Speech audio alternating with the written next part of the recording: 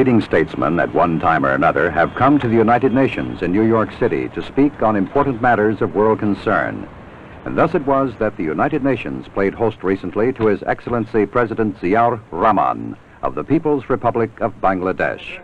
President Ziaur was greeted upon his arrival by the UN Secretary General Kurt Waldheim. After conferring privately with Waldheim and with the current President of the General Assembly, Salim A. Salim of the Republic of Tanzania, President Ziaur was escorted to the United Nations main hall, where the General Assembly had been called to order specifically to hear the Bangladesh leader. Assembly President Salim formally welcomed President Ziaur. On behalf of the General Assembly, I have the honor to welcome to the United Nations His Excellency Mr. Ziaur Rahman, President of the People's Republic of Bangladesh, and to invite him to address the Assembly. In a hard-hitting speech, President Ziaur said that recent years have seen very little progress towards narrowing down the differences between the rich and the poor. He spoke first in his native Bengali, then spoke in English. Bismillahir Rahmanir Rahim. Janab Shavapati, Janab Mahasachib, ও সম্মানিত প্রতিনিধিবৃন্দ, বাংলাদেশের জনগণের পক্ষ থেকে আমি আপনাদের সাদর সম্ভাষণ জানাচ্ছি। জাতিসংঘ সাধারণ পরিষদের এই একাদশ বিশেষ অধিবেশন বাংলাদেশের দৃষ্টিতে যে কতটা গুরুত্বপূর্ণ, আজ এখানে আমার উপস্থিতি তারই সাক্ষ্য দিচ্ছে। এই বিশেষ অধিবেশনের ব্যবস্থা করতে দীর্ঘ সময় লেগেছে। এই জন্য অনেক কষ্ট স্বীকারও করতে হয়েছে।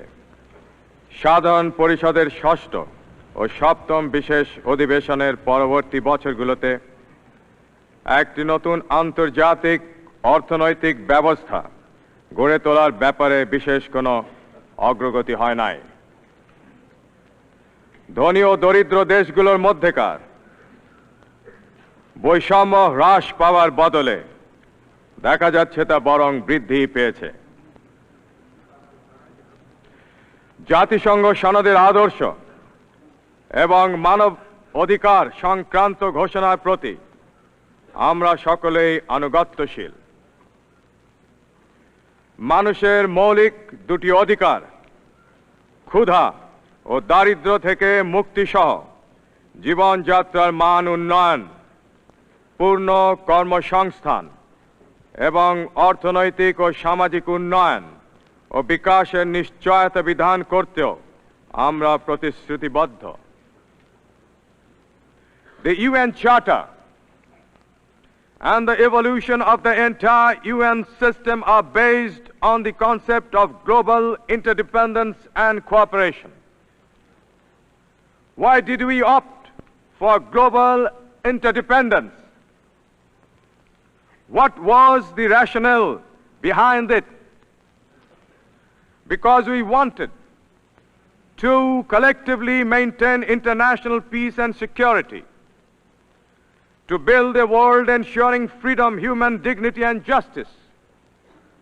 Because the evolution of international society has made it manifest more than ever before that most problems today are interlinked and global in character, and that there can be no piecemeal solutions to these problems, just as there can be no fragmentation of peace. There can be no fragmentation of the world into segments of rich and poor without a serious threat to peace. If we believe in the community of mankind, we must accept mutual obligations and responsibilities towards that community.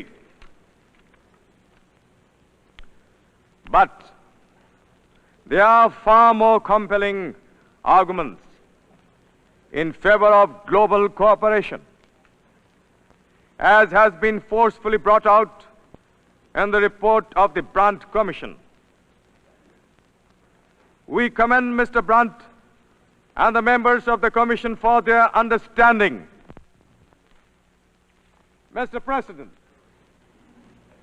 the deteriorating international situation due to foreign military intervention in the regions, far and near, is totally incompatible with the objectives of the new international economic order. Thank you, Mr. President. Thank you very much. Elsewhere in his major speech, President Ziaur called on the Organization of Petroleum Exporting Countries to provide oil to the poor and developing nations at lower prices and to invest in nations like Bangladesh.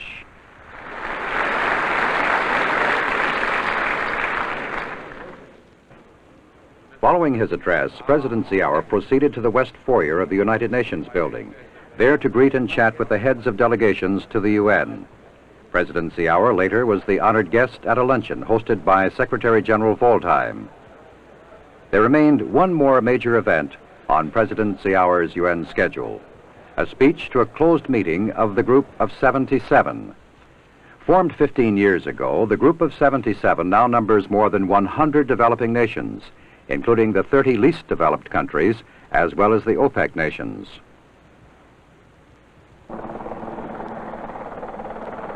From the UN and New York, President Ziaur continued on his 4-day visit to the United States by traveling to Washington for an important meeting with President Carter at the White House. President Ziaur flew from New York to Andrews Air Force Base outside of Washington, then boarded this helicopter to fly from the airport to the Washington Monument Grounds not far from the White House. The United States has been a staunch supporter of Bangladesh since it won its independence in 1971. And President Carter made it a point to take time off from a busy campaign schedule to meet with President Ziaur. The Bangladesh leader was greeted by Secretary of State Edmund Muskie as the helicopter arrived near the White House. From there, he was whisked to the Oval Office for a private meeting with President Carter.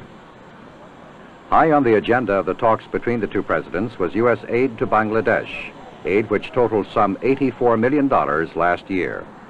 Bangladesh has received commitments of $1.5 billion in aid this year.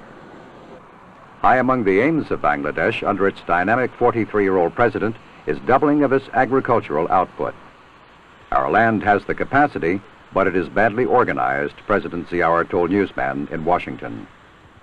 Bangladesh, with 80 million people crowded into a small area, is embarking on a new 5-year plan with emphasis on agriculture.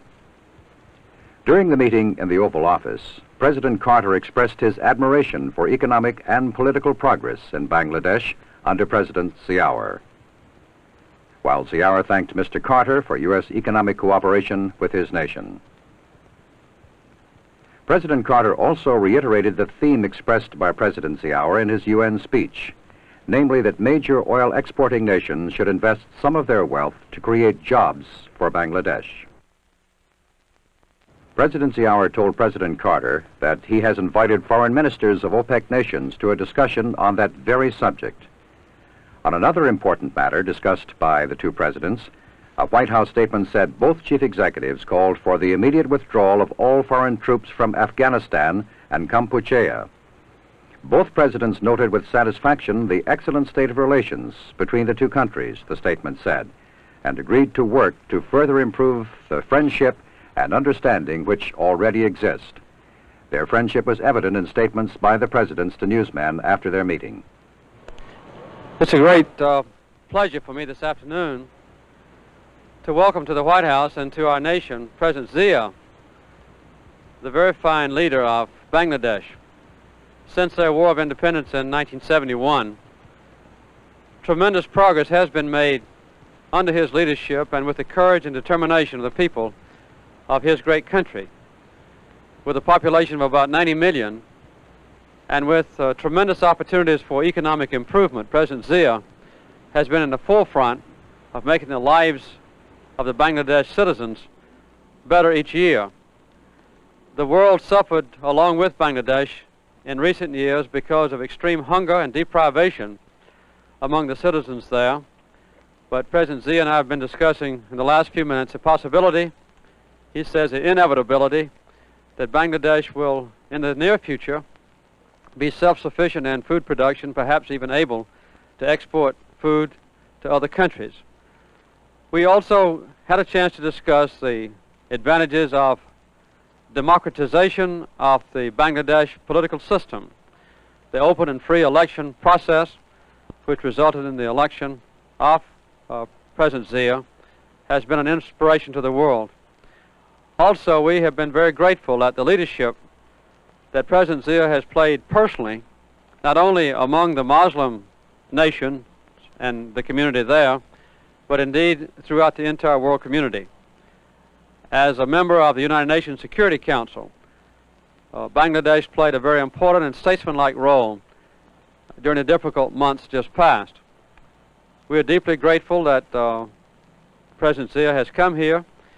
We observe with great interest his statement to the United Nations General Assembly, where he called upon the OPEC nations to provide oil to the poor and developing countries of the world at lower prices, and also encourage the OPEC nations with that tremendous influx of capital to invest in the developing nations like Bangladesh to provide a better life and employment for the people there. President Zia, we are delighted to have you with us. It's an honor for our country to have you here, and we share with you the basic principles in a completely compatible way as we face the future together, and I'm very honored that you would come here to pay me this visit. Thank you, Mr. President. Thank you, sir. Thank you. Mr. President, it has been a great honor for me and my delegation to have the opportunity to meet you at a time when you are so very busy for the election and you have so much of work at hand. Mr. President, let me tell you that how grateful the people of our country are to the people of your great country for the moral support that was rendered to us. In fact, support in all possible manner. Those were rendered to us during our War of Independence in 1971, and the massive economic aid that we received from you, from your great country. Thereafter, to meet the many necessities which otherwise would have, if not met, would have created tremendous problem for us. We are very grateful indeed, Mr. President, for your special interest for the development, the economic development in Bangladesh, for which during your period we have received fullest support, and especially in the food sector, the support that you have given us. I can assure you that our people are grateful to the American people and to you, Mr. President. And the short meeting that we had a few minutes ago, we had discussed all possible aspects of our relationship, and we discussed some of the important problems facing the world, both economic and political. And I must say how happy I am that in these cases our views are identical. Mr. President, the important role that your great country has played, the people of the United States and yourself, to uphold the Charter of the United Nations for maintenance of peace and stability in the world is something that we praise you for. And especially your value that you attach to the question of human rights and human dignity is something that we, all of us, the whole world could be proud of. Mr. President, I wish you success. I wish the American people success and strides in the future. Thank you very much. Thank you, Mr. President. It's been an honor to be with you. Thank